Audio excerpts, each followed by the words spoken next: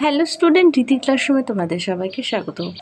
আজকে তোমাদের সঙ্গে আলোচনা করব চতুর্থ শ্রেণীর আমাদের পরিবেশ প্রকৃতি সম্পর্কে মানুষের অভিজ্ঞতা ৭৭ থেকে ৯৯ পৃষ্ঠায় যে অধ্যায়টি আছে আজকে তারই আলোচনা করব। এই অধ্যায়টা তোমাদের দ্বিতীয় পর্যায়ক্রমিক মূল্যায়নে থাকবে। চলো আর দেরি না করে এবার আমরা দেখে নিই। ৭৭ নম্বর পেজে যে আছে বাঁচার জন্য জল, সেখান থেকে তোমরা কোন কোন প্রশ্নগুলো পড়বে। আছে জলের আরেক নাম কি? উত্তর হবে জীবন। এর প্রশ্ন, জল আমরা কোন কোন কাজে ব্যবহার করি? রান্না করা, স্নান করা, কাপড় কাচা, খাওয়ার জন্য জলকে আমরা ব্যবহার করি। এরপরে আছে নদীর ধারে জনবসতি গড়ে ওঠার কারণগুলো লেখো। ১ নম্বর পয়েন্ট, কৃষিকাজের জল সহজেই পাওয়ার সুবিধা আছে। ২ নম্বর হলো ব্যবসা বাণিজ্যের ক্ষেত্রে জলপথ দিয়ে যাতায়াতের সুবিধা। আর ৩ নম্বর হলো রোজ ব্যবহার করার জন্য জল সহজেই পাওয়া যায়। ব্যবহার যে পেজটি আছে সেখান থেকে পড়বে আদিম মানুষেরা প্রথম কিভাবে আগুন জ্বালাতে শিখেছিল। বন জঙ্গলে গাছে গাছে ঘষা লেগে যে দাবানল জ্বলে উঠত এবং জ্বলে ওঠা কাঠ সংগ্রহ করে তারা আগুন জ্বালাতে শিখেছিল। পাথরে পাথরে ঠোকাঠুকি করে যে আগুন জ্বালাতে শিখেছিল সেই পাথরের নাম কি? উত্তর হবে চকমকি পাথর। পরের প্রশ্ন, আগুন আবিষ্কারের ফলে মানুষের কি কি সুবিধা হলো? ১ নম্বর হলো আগুন আবিষ্কারের পর মানুষ রান্না করে খেতে শিখল। ২ নম্বর হলো প্রচণ্ড শীতের হাত থেকে আগুন জ্বেলে ঠান্ডার হাত থেকে বাঁচল। আর ৩ নম্বর হলো হিংস্র জীবজন্তুর হাত থেকে রক্ষা পেতে আগুন তাদের সাহায্য করলো।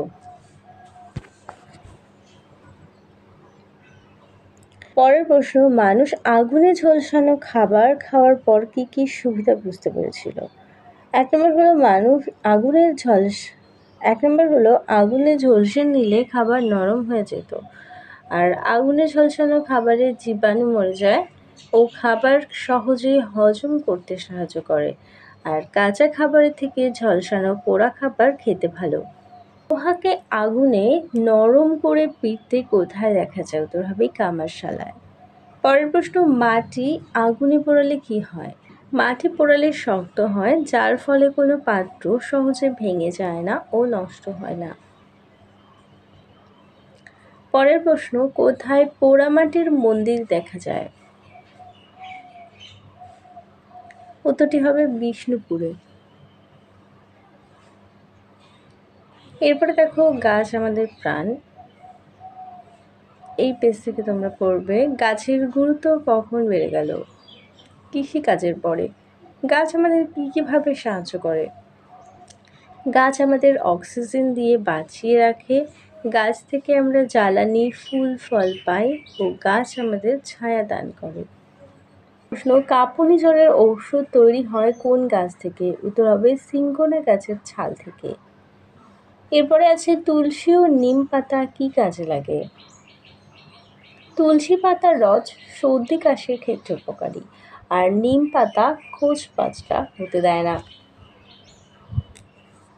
এরপরে দেখো পোষ মানা পশু পাখি থেকে পড়বে আগেকার মানুষরা জন্তুকে পোষ মানালো কেন?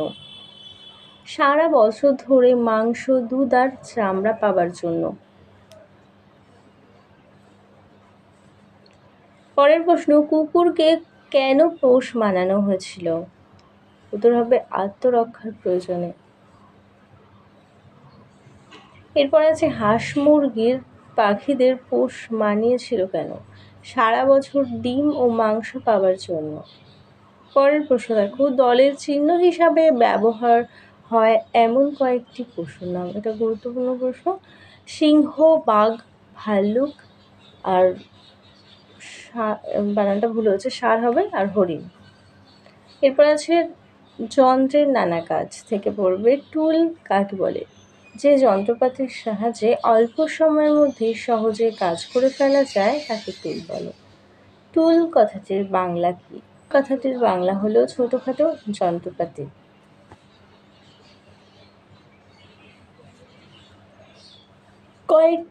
কয়েকটি টুলের নাম লেখো। চামচ, কোদাল, লগি, সাঁড়াশি, পেরেক, কাঁচি, ছুরি, হাতুড়ি, মই, টেবিল ইত্যাদি। পরের প্রশ্ন, পুরনো দিনের মানুষ কিভাবে পাথর ব্যবহার করত? আগুন জ্বালানোর কাজে, হাতিয়ার তৈরির কাজে আর অলংকার তৈরির কাজে পাথরকে ব্যবহার করত।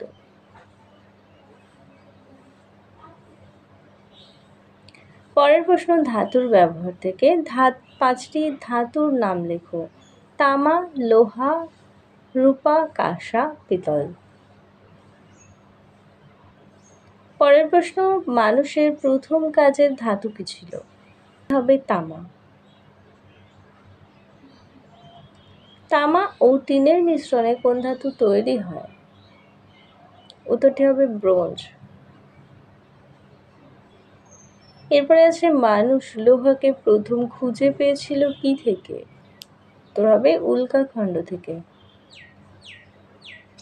পরের প্রশ্ন, ইস্পাত দিয়ে কি কি তৈরি করা হয়? কৃষি কাজের নানান যন্ত্রপাতি, যানবাহন তৈরিতে, বাড়ি, ব্রিজ ইত্যাদি তৈরিতে। প্রতিদিনের কাজের চাকা থেকে। প্রথম দিকে মানুষ কি দিয়ে চাকা বানালো? প্রথমে কাঠ দিয়ে চাকা বানালো। এটা ভুল হয়েছে, বানানটা দেখো টাকা হয়ে গেছে, এটা হবে চাকা। আর চাকার গায়ে লোহার বের পরানো হলো কেন? চাকাকে শক্তপোক্ত করার জন্য লোহার বের পরানো হলো।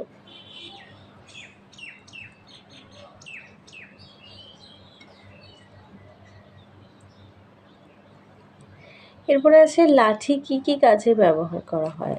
লাঠি দিয়ে সহজে ভারী জিনিস তোলা যায়। 2 নম্বর হলো আত্মরক্ষার জন্য লাঠি ব্যবহার করা হয়। 3 নম্বর হলো বয়সকালে হাঁটা সুবিধার কাজে লাঠি লাগে। আর 4 নম্বর হলো গাছ থেকে কোনো কিছু পাড়ার জন্য লাঠি ব্যবহার করা হয়। কুয়ো থেকে জল তোলার জন্য লাঠি ব্যবহার করা হয়। এরপরে দেখো আছে, আগুন থেকে সাবধান। দাহ্য বস্তু কাকে বলে? যেসব জিনিস আগুন লাগলে সহজেই জ্বলে ওঠে ও অল্প সময়ের মধ্যেই পুরো শেষ হয়ে যায় তাকে দাহ্য বস্তু বলে, যেমন কেরোসিন, পেট্রোল, খড় ইত্যাদি। পরের প্রশ্ন, রান্নার গ্যাসের সিলিন্ডারে আগুন লাগলে কি করা উচিত? ঘরে ঢুকে রান্নার গ্যাসের গন্ধ পেলে কোনো আলো জ্বালাবে বা নেভাবে না। দরজা জানালা খুলে দিতে হবে। আর গ্যাসের নব বন্ধ আছে কিনা পরীক্ষা করে নিতে হবে। আর গ্যাস পরিষেবার লোককে খবর দিতে হবে। এরপরে দেখো, চারপাশের পড়ে থাকা আবর্জনা থেকে বলবে, বর্জ্য পদার্থ কাকে বলে? যেসব জিনিসগুলো আমরা ব্যবহার করি না, ফেলে দিই, তাকে বর্জ্য পদার্থ বলে, যেমন তরকারির খোসা, প্লাস্টিক, পশু পাখির মলমূত্র ইত্যাদি। পরের প্রশ্ন, বর্জ্য পদার্থ কিভাবে সরিয়ে ফেলা উচিত? নোংরা জিনিসপত্র ডাস্টবিনে ফেলা উচিত। প্লাস্টিক ব্যবহার বন্ধ করা উচিত। নিয়মিত রাস্তাঘাট পরিষ্কার করা উচিত।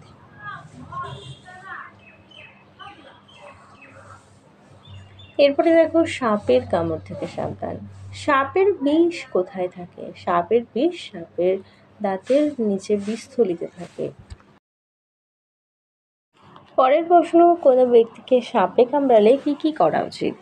ক্ষতস্থান জল দিয়ে ভালো করে ধুয়ে ফেলা দরকার। রোগী যাতে ভয় না পায় সেই বিষয়ে সাহস দেয়া। বমি করতে চাইলে বমি করতে দেয়া। আর সময় নষ্ট না করে দ্রুত হাসপাতালে নিয়ে যেতে হবে। পরের প্রশ্ন, ভেষজ উদ্ভিদ কাকে বলে? উদাহরণ দাও। ভেষজ উদ্ভিদ হচ্ছে এমন গাছ যা থেকে সাধারণত ঔষধ অথবা সুগন্ধির জন্য ব্যবহার হয়। এছাড়াও ধর্মীয় আচার অনুষ্ঠানেও কাজে লাগে, যেমন তুলসী, কালমেঘ, বাসক, নিম, থানকুনি।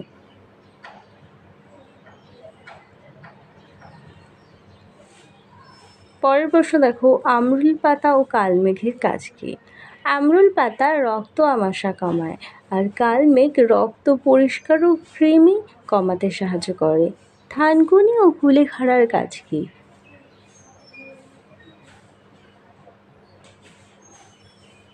থানকুনি পেটের অসুখ কমায়, কুলেখাড়ার রক্ত হিমোগ্লোবিনের পরিমাণ বাড়াতে সাহায্য করে।